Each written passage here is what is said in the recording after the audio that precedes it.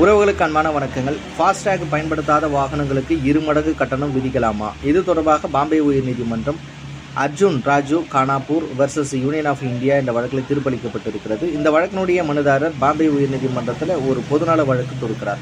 அதில் அவர் என்ன சொல்கிறார் என்றால், ஃபாஸ்டேக் பயன்படுத்தாத வாகனங்களுக்கு அபராதம் விதிக்கப்படுவது என்பது, அதாவது 2 மடங்கு கட்டணம் வசூலிக்கப்படுவது என்பது இந்திய அரசியலமைப்பின் சட்டம் பிரிவு 19 உட்பிரிவு 1D கீழாக சுதந்திரமாக நடமாடுகிற அந்த உரிமையை மீறுவதாகும். எனவே அந்த விதிக்கப்படுகிறதான அபராதத்தை ரத்து செய்ய வேண்டும் என்று சொல்லி கோருகிறார். இதனை விசாரணை செய்த நீதிமன்றம் அதற்கு என்ன சொல்லுகிறது என்றால், தேசிய நெடுஞ்சாலை விதிகள் 2008 விதி 6 உட்பிரிவு 8 2வது விதியின் கீழாக அது அபராதம் கிடையாது, அது கட்டணம்தான் என்று சொல்லுகிறது.